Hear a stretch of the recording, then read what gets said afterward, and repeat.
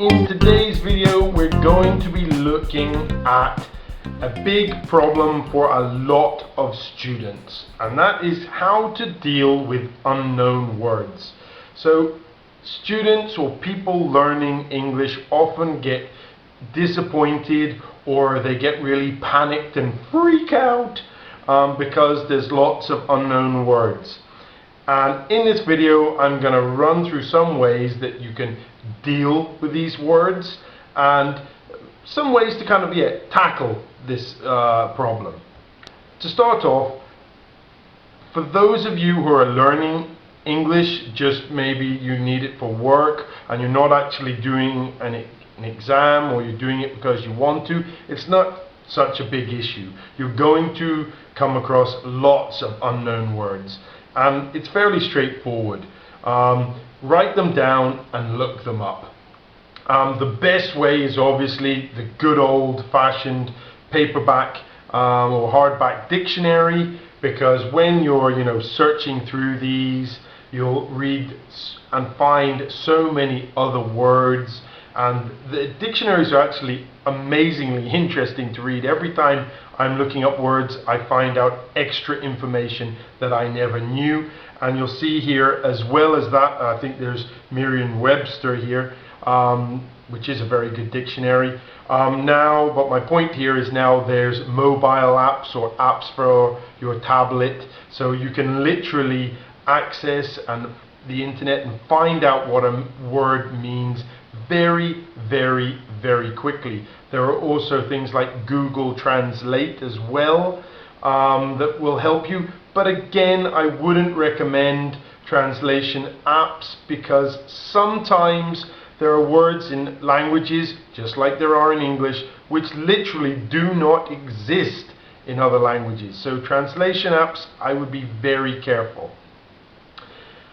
If, however, you are an exam student, then unknown words, or lots of unknown words, can be very, very stressful. And no matter what exam you are taking, whether it's IELTS, the FCE, the ECCE, the ECPE, the TOEIC, TEFL, it don't matter. There are always going to be words that you don't know. Even if you are a machine when it comes to vocabulary and you're like a walking dictionary, I guarantee you there will still be words in exams that you don't know. There's words when I look at the CPE proficiency exam as a teacher, and I'll admit there are some that I have to look up as well. And that's just the way it is. And some of you will be saying, why? How come you don't know all the words? And the answer to this is simple, okay?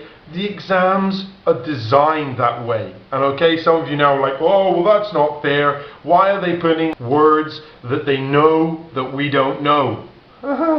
Well, that's because they know you don't know the word, but they want you to be able to understand the meaning. Think of words in your language. I'm sure there's words in your language that you come across all the time. And maybe you don't know them, but you can look at the sentences or the sentence that it's in, and you can pretty much figure out what it means. And that is the skill that they're trying to test when they put lots, well, not lots, but there should be some unknown words in a text, not lots.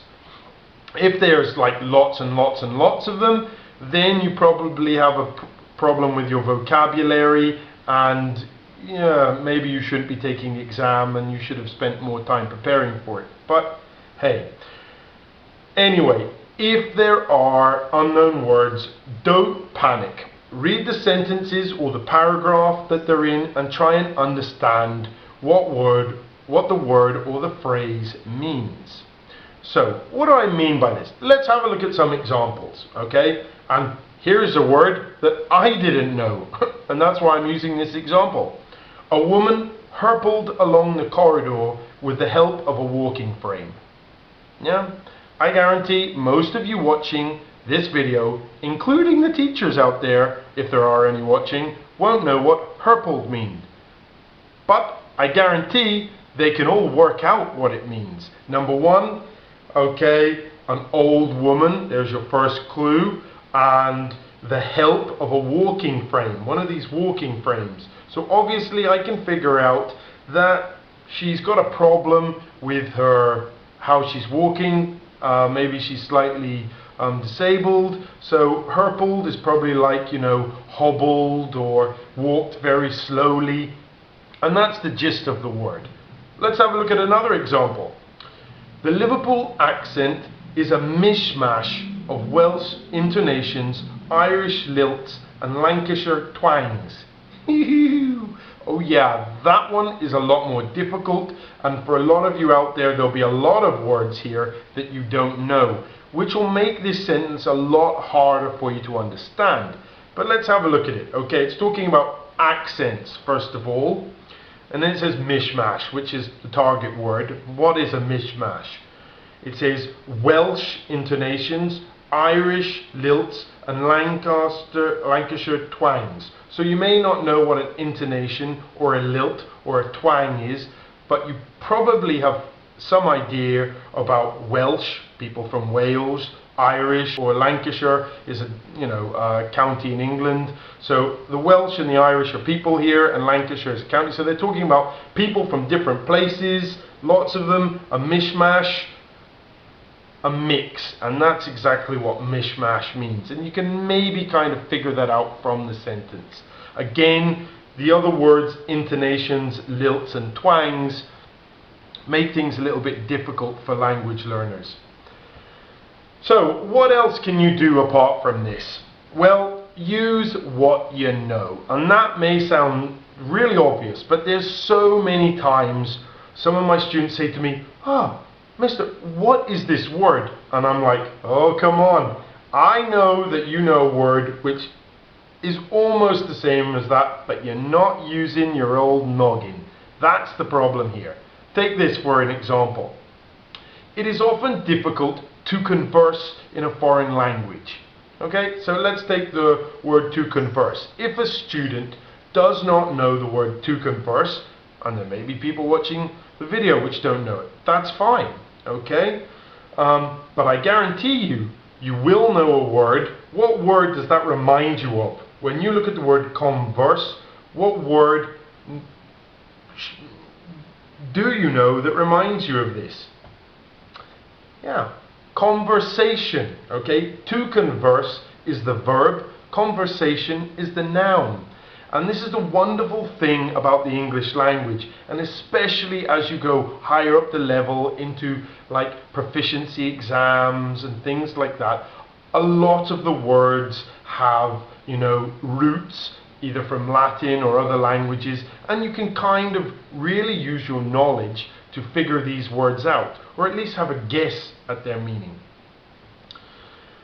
What else can you do? Well, these little words, prefixes, yes? The little words that go in front of the other words like miss, dis, ill, un, and change their meaning. So there are about 15, 20 prefixes, and they all have a special meaning, like miss, dis, ill, and un all usually mean negative. Okay, the word is in the negative. But if, for example, you have the prefix anti, it means you're against something. Anti-smoking, you're against smoking. Anti-democratic, against democracy. Yeah, so once you know this word anti, yeah, you can figure out huge, ugly words like anti-disestablishmentarianism. Wow! What was that? That's right, anti-disestablishmentarianism. Oh, you may not know what that means, but you know the anti, so it's against something. At least that helps you understand, maybe what's going on in a sentence.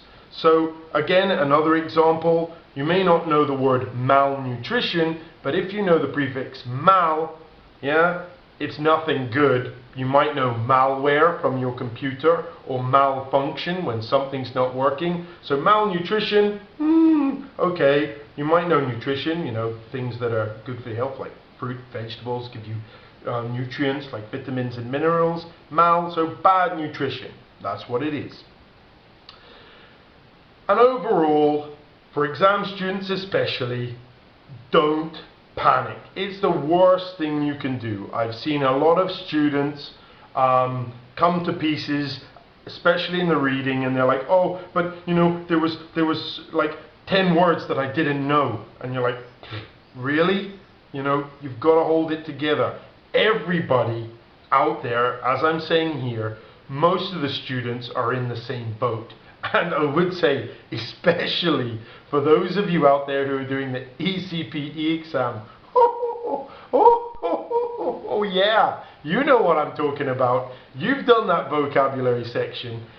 It is a little bit of a beast, okay? And there will be words that you don't know, and you can't panic. If you panic, woo, you've lost half the battle. You just got to stick with it and keep on going. So, I hope this video has given you something to think about, and I'll leave you with this. Here's a little picture of the tweets we do on Twitter. So if you are a Twitterer or a Twitteree, if that even exists, follow us on Twitter and you get lots of good stuff like this. Thanks for watching this video. If you like what we do, like us, subscribe to us, and watch our videos. Thank you very much. That's all for now. Bye.